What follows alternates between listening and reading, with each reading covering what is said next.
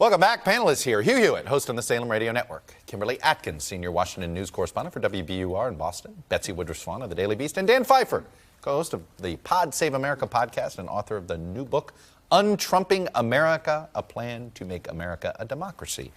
Again, welcome, everybody. Mr. Pfeiffer, I will start with you since you've been on a winning presidential campaign in the past. This is where we are with Bernie Sanders right now. It's very interesting. Among all voters, a majority of voters have reservations about somebody over the age of 75, somebody who's had a recent heart attack, and somebody who is a self-described socialist. Among Democratic primary voters, majorities aren't concerned. It's high pluralities. 44% say the same about someone over 75, 47% about somebody with a heart attack, 42% about somebody who is a socialist. What does this tell you about Bernie Sanders' future as the nominee? Well, those polls also show that Bernie Sanders is beating Donald Trump in almost every head-to-head matchup in these hypothetical general election polls. So what it tells me is that Bernie Sanders absolutely can win this election. He comes to it with a specific set of potential vulnerabilities, primarily around labeling a series of particularly popular policies with an unpopular label around democratic socialism. But he can win because if the party unites around him. And we talk all about his weakness, we talk about his strengths. He has the most powerful economic message in the field to date. He has the only person who's demonstrated ability to compete financially with Trump, and he has a really impressive organization. And so he can win. Will he win is dependent on how he navigates those vulnerabilities. James Carville had a very strong opinion about the rise of Bernie Sanders last night. I want to play a clip of it and let you guys react.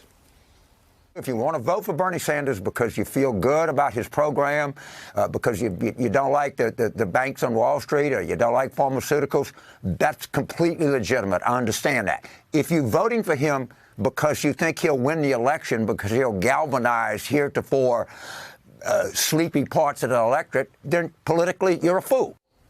So, Betsy, the Democratic establishment in some ways is speaking, I guess, through James Carville. And I think what's most notable about it is how lonely of a voice he is. Our outlet and my colleagues at the Daily Beast have talked to a number of veteran Democratic operatives and fundraisers who say part of the reason there isn't a coordinated machine behind Carville, there's not organization on the money side and the voter mobilization side, is that they worry that if they tried to do something like this, Bernie would say, with a lot of evidence to support the argument, that Wall Street was working with the establishment to try to damage his movement. They worry that an organized effort to take Sanders down would backfire, would actually help him. It's stunning. It is. That they all have the same opinion and they're all paralyzed.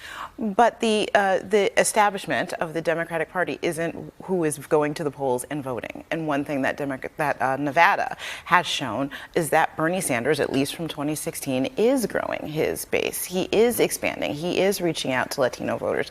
And that has an important impact when it comes to momentum. Remember in 2008, when Barack Obama won in Iowa, what did that do? That told voters in South Carolina, hey, there's this guy who can win an election, and white people are voting for him too. Yeah. Now this is telling voters in South Carolina and other states, look, people of color, you have the majority of Latino voters in this case. This is somebody who we should take a look at. He is finding a way to break this ceiling that we've been hearing about for years now. 4 years ago at this time, Hugh Hewitt, you were one of those people arguing, hey, Donald Trump doesn't have this in the bag. He can be stopped. There's a whole bunch of people. Now you are looking at this. You were telling me this morning, this looks like the Democrats are watching what happened to your side 4 years ago. I watched the debate that you did this week, and I thought it was a replay of the debates I did 4 years ago. And I think James Carville, who I was with along with you on election night, is living a dream that doesn't exist anymore, that the Democratic establishment can stop Bernie Sanders. In fact, The Atlantic this morning compared the Democratic establishment unfavorably with The Muppet Show, saying that The Muppet Show was better organized than the Democratic establishment. And I think that's unfair to The Muppet Show. I'll tell you what, if I wanted to untrumpify, using Dan's book's title, Untrumping America, I would go to Pete Buttigieg because he's the opposite. Right. And when you get to South Carolina, he's the representative of America's small cities and big towns. That's where he wins. Nevada has 2 cities. They don't have a lot of small cities. You look at Columbia, at Greenville, at Orangeville, at Hilton Head. I think Buttigieg could surprise and close that gap in South Carolina. But is it too late, Dan?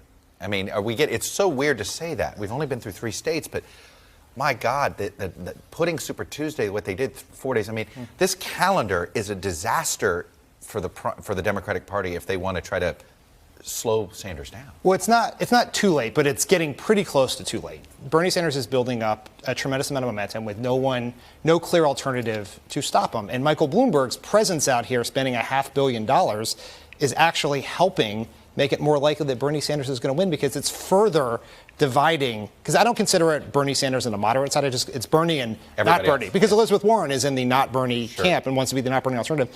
But right now the vote is so split. And I do think I saw that South Carolina poll where Tom Steyer is getting double digits.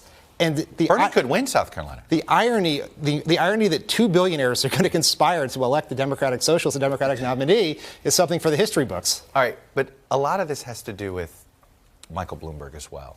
And one of the things, Betsy, we talk about all of the lack of preparation of Michael Bloomberg at this debate. I want to isolate his closing statement. The closing statement is something you prepare in advance. You have 1 minute. You know you're going to have 1 minute. Number one, he didn't use his entire 1 minute. But here's an excerpt from it, because it's just surprising to me. Take a listen. Look, this is a management job, and Donald Trump's not a manager.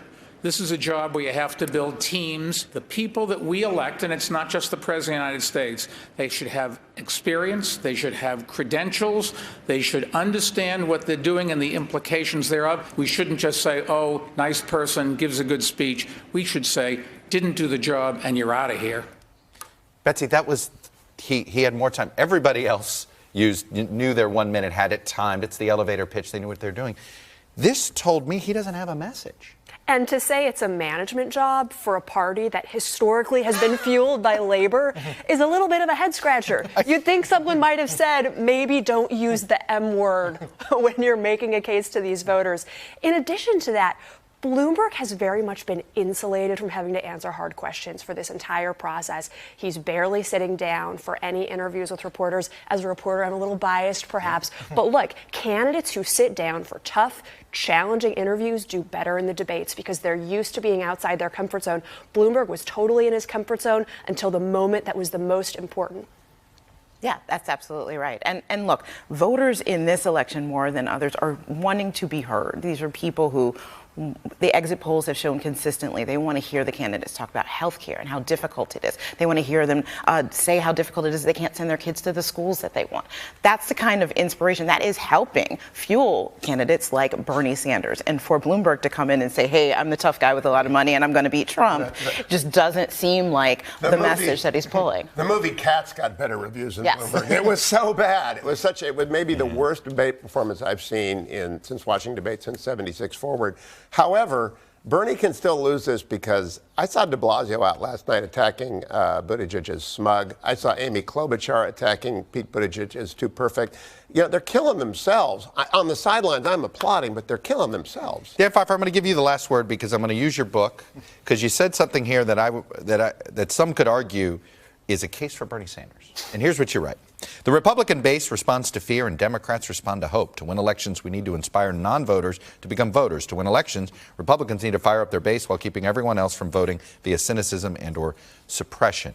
The point being, and I say it this way, of all the candidates right now, isn't Bernie Sanders the one that's running on a message to do something and it sounds hopeful to his folks? I think all the candidates on stage have the capacity to execute that message, but it is without a doubt that Bernie Sanders is doing the best job of it right now. He has a strong message that inspires people, it creates enthusiasm, and it is a message that can work in the election if he can navigate people coming after him. If nobody drops out before Super Tuesday, is it even possible to stop Bernie Sanders? I do not believe it is. Hello from Washington, I'm Chuck Todd, and thanks for checking out the Meet the Press channel on YouTube. Click on the button down here to subscribe and click over here to watch the latest interviews, highlights, and other digital exclusives.